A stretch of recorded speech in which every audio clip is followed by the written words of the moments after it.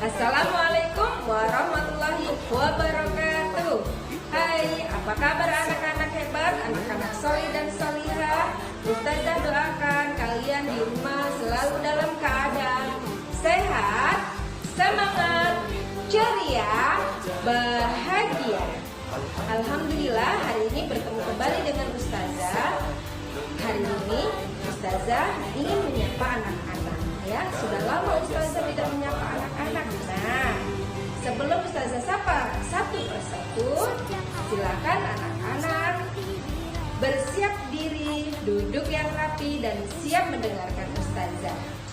Siap-siap ya.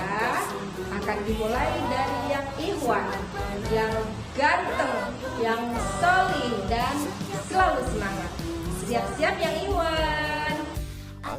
Faris, Farhan, Hafiz, Ikram,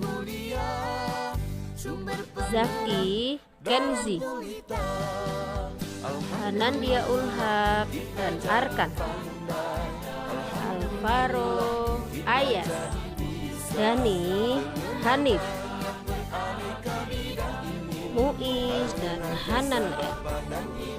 Akan dilanjutkan sapaan Ustazah. Sekarang giliran yang ahwat. Yang ahwat bersiap ya.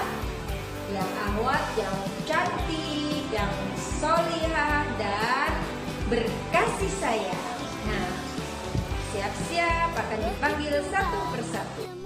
Aira, Ciara, Alia, Amira, Dara, Zahra, Kaira, Hani, Revina dan Najla, Kairan, Salma, Khaira dan Naswa. Hari ini Ustazah ingin menyampaikan tentang adab berbicara. Kita sebagai manusia pasti tidak akan terlepas dari berbicara setiap harinya ya. Tetapi dalam berbicara ada banyak hal yang harus kita perhatikan. Nah, apa saja sih adab-adab saat kita berbicara kepada orang lain? Yang pertama adalah berkata baik atau diam. Di dalam hadis Rasulullah disebutkan bahwa man kana yu'minu billahi wal yaumil akhir falyaqul khairan aw liyasmut. Yang artinya barang siapa yang beriman pada Allah dan hari akhir hendaklah berbicara baik atau diam. Artinya anak-anak, arti dari hadis tersebut adalah ketika kita berbicara kepada orang lain, baik itu kepada orang tuamu, kemudian pada guru atau kepada kakak, kepada adik, itu harus berbicara yang sopan, berbicara yang santun, yang baik ya. Kalau kita tidak bisa berbicara baik, lebih baik kita diam. Justru itu yang lebih baik ya. Kemudian adab yang kedua adalah tidak berdusta. Nah, ini Rasulullah selalu mencontohkan ya. Nabi Muhammad memberikan contoh kepada kita semua bahwa beliau suka bercanda, tetapi candanya Rasulullah tidak sampai berdusta, tidak sampai berlebihan. Dan yang ketiga, adab yang ketiga adalah tidak memotong pembicaraan orang lain. Nah, kalau misalkan ada orang tua kalian yang sedang berbicara atau guru kalian yang sedang berbicara, maka ketika ingin mengucapkan sesuatu, bilang kepada mereka, permisi ayah ibu atau permisi ustazah. Nah, seperti itu. Jadi tidak memotong ketika ada orang lain sedang berbicara. Itu adab-adab yang sopan ketika berbicara kepada orang lain. Anak-anak yang solih dan solihah. Yang keempat adalah kalimat yang baik adalah sedekah. Nah, ada loh nak, hadis tentang kalimat yang baik adalah sedekah. Pasti kalian sudah hafal. Apa ayo? Siapa yang sudah hafal? Tunjuk tangan.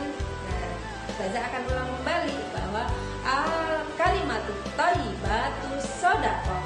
Kalimat yang baik adalah sedekah. Jadi, ketika kita berbicara yang baik pada orang lain, itu adalah sedekah kita.